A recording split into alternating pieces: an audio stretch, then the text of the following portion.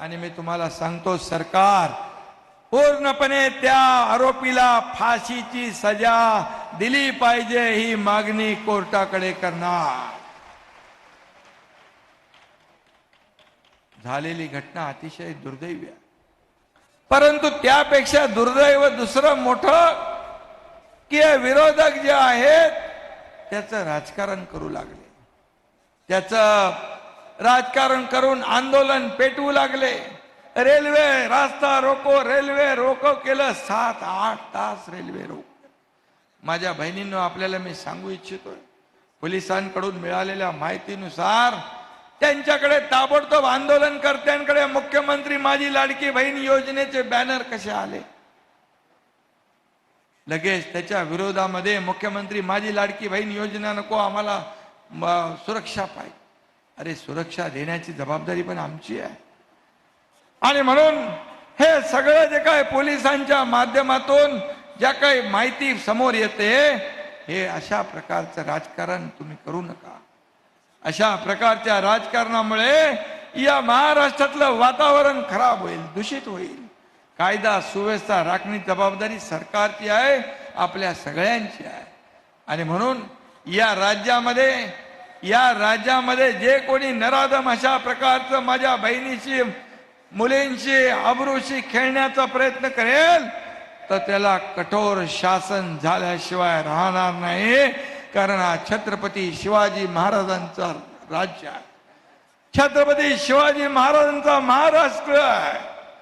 आणि म्हणून मी आपल्याला एवढंच सांगतो, मी म्हणालो की यामध्ये काही महिन्यांपूर्वी 2-4 महिन्यांपूर्वी एक अशी केस झाली होती पुण्यामध्ये, मावळमध्ये, आणि त्या केसमध्ये त्या आरोपीला फाशी झाली होती.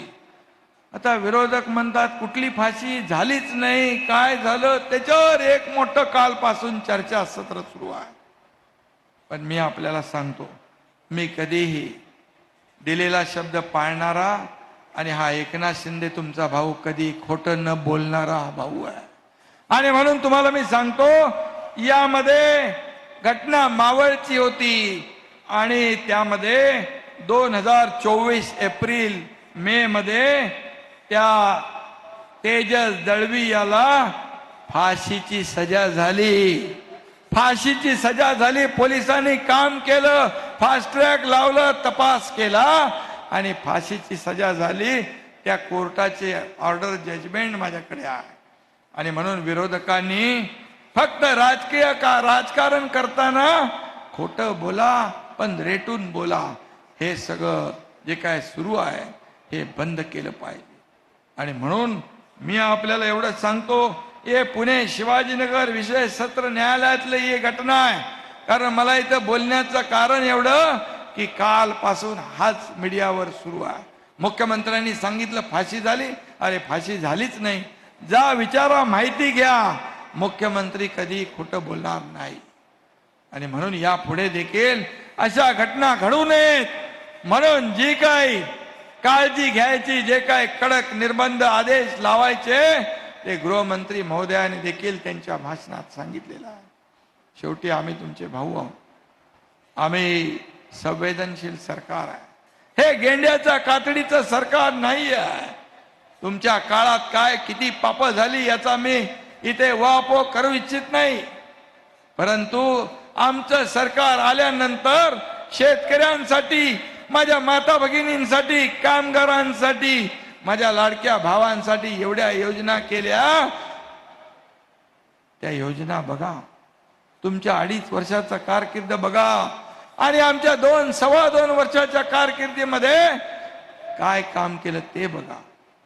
आम्ही विकास, डेव्हलपमेंट आणि कल्याणकारी योजना याची सांगड घालतोय. म्हणून पायाखालची वाळू सरकली आहे. म्हणून एक मुख्यमंत्री बहीण लाडकी आणि विरोधकांच्या छातीत भरली धडकी, अशा प्रकारचं त्यांचं झालेलं आहे. आणि म्हणून दिवस रात्र सरकारच्या विरोधामध्ये, मुख्यमंत्र्याच्या विरोधामध्ये आतापर्यंत सांगून थकले. आज पडणार, उद्या पडणार, परवा पडणार, 6 महिन्यांनी पडणार. सरकार जाणार सरकार मजबूत होत गेलं. देवेंद्रजीने आम्ही पहिली कामाला सुरुवात केली.